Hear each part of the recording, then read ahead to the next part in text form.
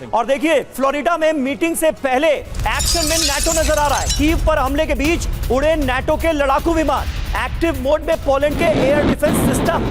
ये देखिए समझौता नहीं होने पर और बड़े हमले की आशंका है, यानी चौतरफा घेराव हो गया है ज़ेलेंस्की का। अगर ये कहा जाए तो गलत नहीं होगा। पोलैंड के एयर डिफेंस सिस्टम्स को भी एक्टिव कर दिया गया है, यानी यूरोप भी कहीं ना कहीं ये दिखाने की कोशिश कर रहा है कि पुतिन के इरादों के खिलाफ उनकी भी पूरी तैयारी है। ट्रंप ज़ेलेंस्की मिलेंगे, नाटो फाइटर जेट्स उड़े हैं, यानी नाटो बताने की कोशिश कर रहा है कि वो क्या कर सकता है। नाटो के लड़ाकू विमानों की उड़ान सामने आई। यूक्रेन पर बड़े हमले के बाद एक्शन में नाटो नजर आ रहा है। पोलैंड के एयर डिफेंस सिस्टम एक्टिव कर दिए गए। अलर्ट मोड में पोलैंड के रडार सिस्टम को रखा गया है। शांति समझौता फेल होने पर हमले का डर है। पुतिन के टारगेट पर रहा है नाटो देश पोलैंड, और यही वजह है कि पोलैंड में सुरक्षा बढ़ा दी गई है और लगातार वहां पर नाटो के जेट्स एक्शन में नजर आ रहे हैं। और ट्रंप से मुलाकात से पहले ज़ेलेंस्की का बयान आ गया है। डोनबास पर जनमत संग्रह से फैसला होगा, यह कहा ज़ेलेंस्की ने। जनमत संग्रह से पहले सीज फायर हो, 60 दिन का सीज फायर करना होगा। और जनमत संग्रह की बात कर रहे हैं अब ज़ेलेंस्की की इस इलाके में जनमत संग्रह कराने के लिए वो तैयार है।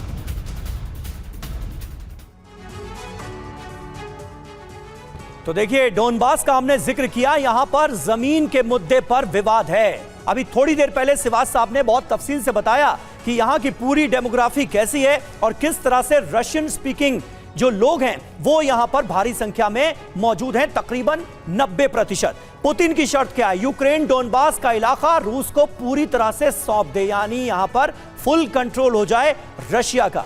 बाकी जीती जमीन छोड़ने पर विचार संभव है।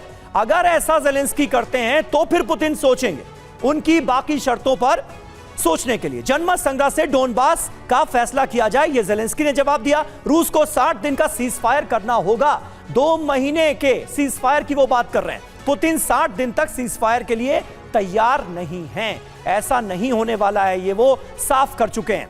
और अब ट्रंप ज़ेलेंस्की मुलाकात में ईयू लीडर्स नहीं होंगे। मीटिंग के बाद ईयू नेताओं से बात करेंगे ज़ेलेंस्की। ईयू नेताओं से ऑनलाइन बात करेंगे ज़ेलेंस्की। ट्रंप से मुलाकात के पहले ईयू लीडर से बात की। और हमारे साथ इस वक्त निनाद साहब भी मौजूद हैं। निनाद साहब, अब ईयू लीडर्स ना तो इस मुलाकात में होंगे ना उनसे बात होगी। पहले ट्रंप और ज़ेलेंस्की की बात हो जाएगी, उसके बाद फिर ज़ेलेंस्की से ईयू नेताओं की बात होगी। तो क्या कोई सलूशन निकलेगा? क्योंकि इस वक्त ट्रंप से ज्यादा तो यूरोप इस जंग को बरकरार रखने के मूड में ज़ेलेंस्की के साथ नजर आता है। 3 मुद्दे हैं यहाँ पे। पहला मुद्दा यह है कि ज़ेलेंस्की के लिए यूरोप प्लान बी है। प्लान ए अमेरिका है और प्लान बी यूरोप है। प्लान ए उनका चलने नहीं वाला। मुझको लगता है कि इस बार जो रुख होगा वो ज़्यादा कड़ा होगा डोनाल्ड ट्रंप का। और कड़ा होने से मेरा कहने का मतलब ये है कि हम एक बात भूलें ना कि ट्रंप एक अनप्रिडिक्टेबल लीडर हैं। वो अचानक भी हट सकते हैं पूरे जंग से, और अगर वो होता है तो यूक्रेन की पूरी फ्रंट कोलैप्स कर सकती है। यहाँ पे स्टेक्स बहुत हाई हैं। क्या इसमें देखना यह है कि क्या यूरोप के पास क्षमता है कि अमेरिका को रिप्लेस कर सके? अब हम एक एग्जांपल लेते हैं जो सबसे ज़्यादा यूरोप में स्ट्रॉन्ग कंटेंडर है, इंग्लैंड, जो बार बार कहता है कि ब्रिटेन अपनी फौज भेजेगा। ब्रिटेन के पास 80,000 सैनिक हैं। आप 80,000 सैनिक के साथ रशिया के साथ 2 हफ्ते लड़ सकते हैं। सही बात है सर, यही बात तो हो रही है कि यूरोप में मादा नहीं है, यूरोप में कुव्वत नहीं है, लेकिन यूरोप लगातार इस जंग को इग्नाइट करने की कोशिश कर रहा है, ज़ेलेंस्की को भड़का रहा है और इसकी वजह से हालात और ज्यादा खराब हो रहे हैं। ऐसे में आज की मीटिंग से निकलकर क्या सामने आता है, इस पर TV9 भारतवर्ष की नजर बनी रहेगी।